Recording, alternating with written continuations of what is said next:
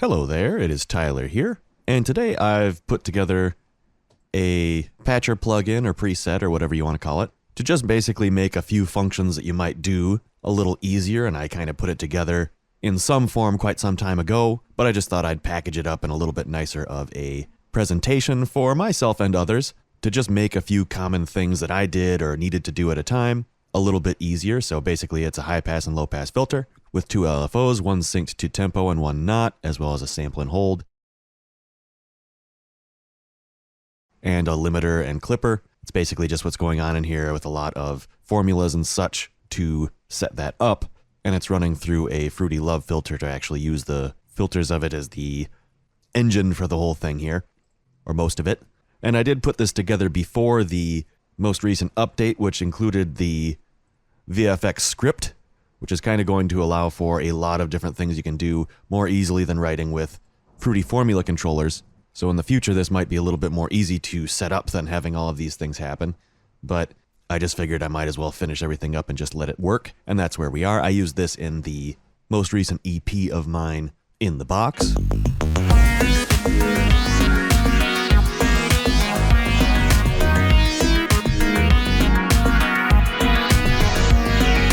And an earlier form was also used in my Shades of Sultry Smarm EP a little before that.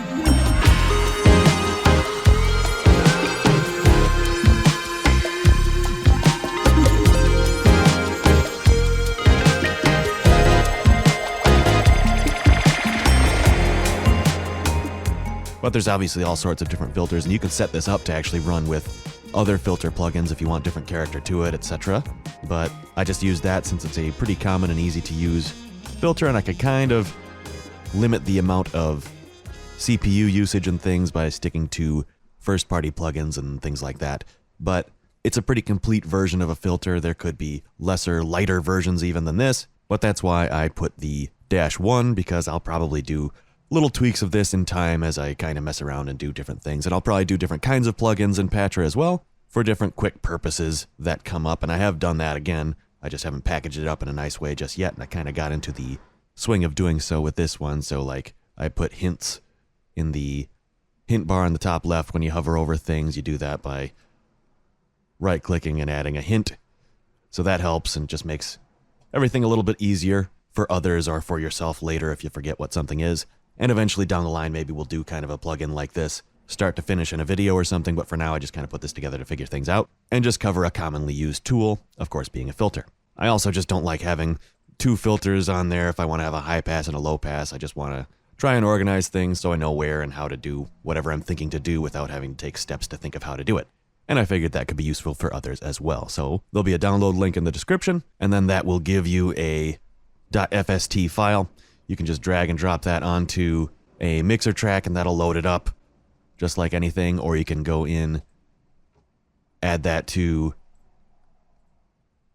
a folder in your browser or whatever it might be, and then you can do the same thing. Easy that way. Or in the same way, you could also add it into your effects, plugins, in whatever place you might want to put it. Just open up and drop that .fst in there, and you can then find it wherever you might have put it. I put it in a teal mist here, and so you can load it up that way as well. That way you don't have to go into Patcher itself and browse through to find your presets like that. You can just load it up as this version exactly. So that's pretty fun. And note also that there are tons of different things you can load up that are just presets and basically do the same idea in Patcher. So there's a lot of tools you can pick from and use one way or another. I just wanted to make one for myself that worked how I wanted it, basically. And maybe you'd want that as well. So that is what we're dealing with. And now, having kind of described basically what it is, I'm going to just run through the parameters here so you get an idea of what they're actually doing. It's not anything too terribly complex, but there are some handy little bits to it. Though again, I won't say it's 100% perfect and refined in every way it could possibly be. It's a pretty usable plugin, especially for simple uses. So at the top you have your filters, obviously the high pass cutoff and low pass cutoff. If we listen, I just have a little arpeggio there. There's the resonance for each of them. With each of those resonances as well, if you turn them up, you can roll them off. So if that's turned down, the resonance, if we look at our little visualizer here, there's a resonance that whole time, but if you roll off the resonance as you put them to their limits, the resonance turns off.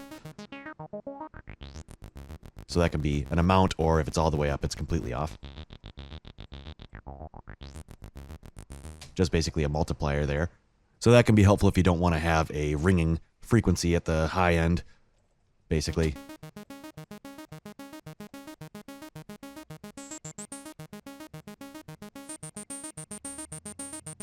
Which can be annoying. So basically you can just leave your filter on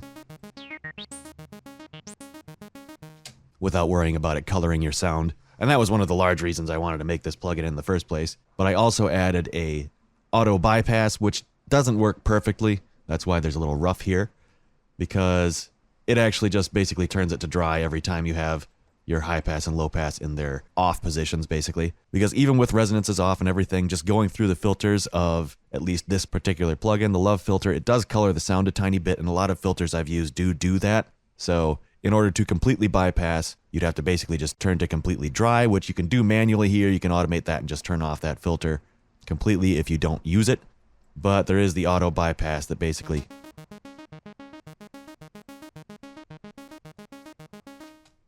turns it off. You can kind of hear the clicking a little bit when it turns on, though. That's the problem.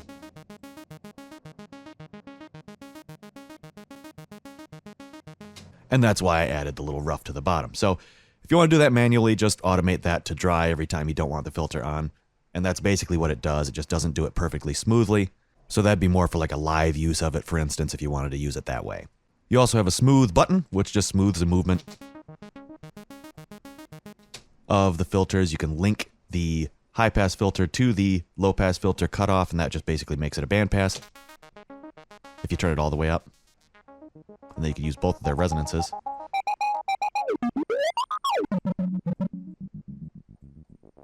Which is fun. You could also link it not completely, and then do a little bit of movement with it still. So it's kind of almost a formant at that point.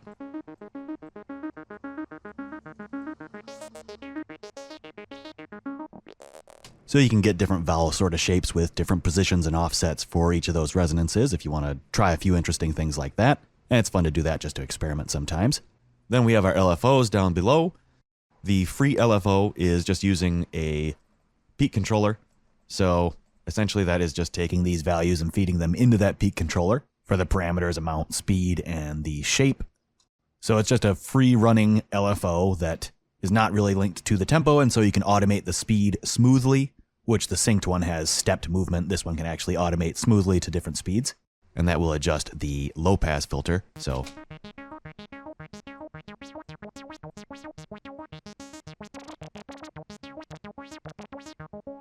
you will note that turned down is a higher frequency, so faster oscillation, lower frequency below.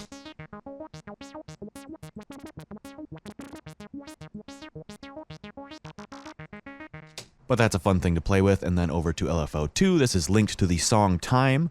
So if you aren't playing on the song, this actually won't do anything because the formula uses a song time in the formula here, and it's quite a formula to make it work for what it was that I did. But when the song is playing, you get a function there that you can apply an amount of. You can change the phase of that and the time in steps.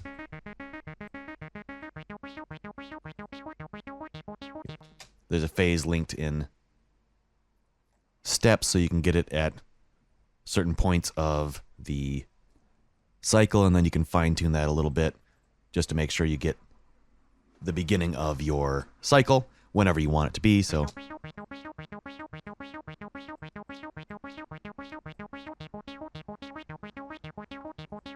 just fine-tune exactly where the movement of your LFO is going to work exactly how you want it and be exactly the sound you need, based again on the song time. So it's always going to be synced exactly in the same spot. You don't have to worry about that, and then you can square eyes it,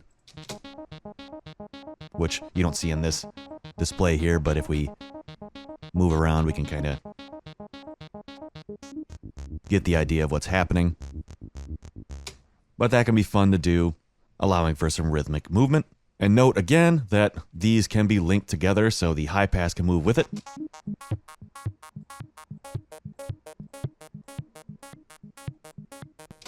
or whatever it is, you can smooth that movement there of the low pass and high pass if they're linked for the modulation or just the movement of it in general, whatever that may be. I'll turn off that LFO for now. We can then do things with the sample and hold, which this is just taking a random point, again, linked to the song time by an amount of steps as shown in the hint bar. I'll say how many steps they are. So you can really get some movement.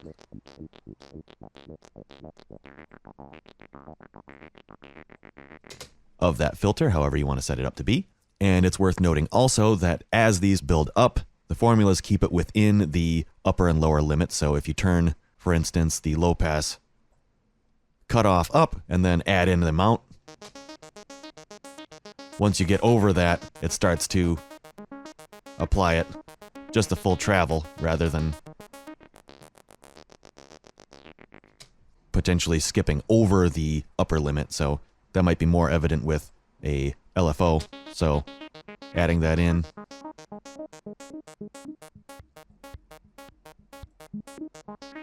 Basically what I'm saying is that adding any of these amounts up to 100% will always be between 0 and 1 on the movement of the total, if that makes sense. And it might, but at any rate, that's the situation. Finally, in the output section, we just have a gain. This is pretty much just limiter controls. So within the final step, there is a limiter. You have a gain, which just controls the gain on it, and then the threshold of limiting and clipping, which with a limiter, if you have the attack and release turned all the way down, whatever signal's going through is going to clip. So rather than just limiting, that is clipping. So especially with a bunch of resonance, you can really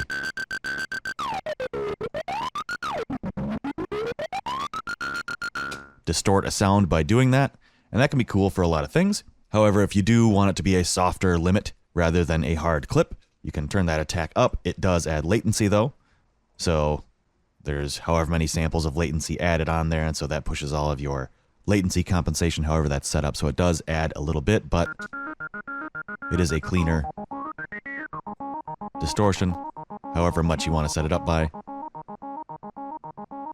and less of a hard clip. So you can set that up to be whatever way you might want it. But to kind of just run through what's going on under the hood just a little bit, that is kind of the gist. If you want to pick around and actually see what each of these are doing, you're welcome to do so. I kind of noted everything out, sort of.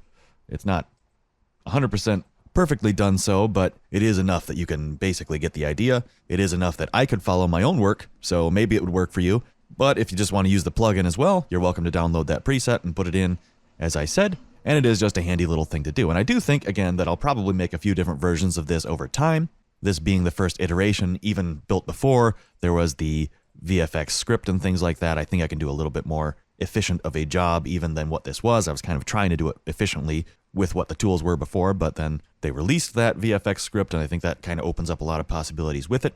And hopefully that means I'll be able to dig into that. I haven't really dug too far. I'm not really one who knows how to write script at this time. Kind of. I have a little bit of experience with that, but not a ton. So that may be something I'll end up getting into, at least in some form. I do have more tools like this that I made for various reasons that I can package up in some way, if that's something you guys are interested in. So let me know. Let me know if you have any ideas for something else that I might want to put together or have available for download, because I have made a few things. I made a few sidechaining tools that I use, some bit crushing, just a few things that use some of these principles in different ways. And I'd like to do more things like that if I can think of more to do. But again, leave a comment. Let me know if there's something that you might want or have any idea to do. And of course, like the video if you like it, subscribe to the channel if you have not done so, etc., etc. And I will see you sometime with another video. Thank you very much. Bye-bye.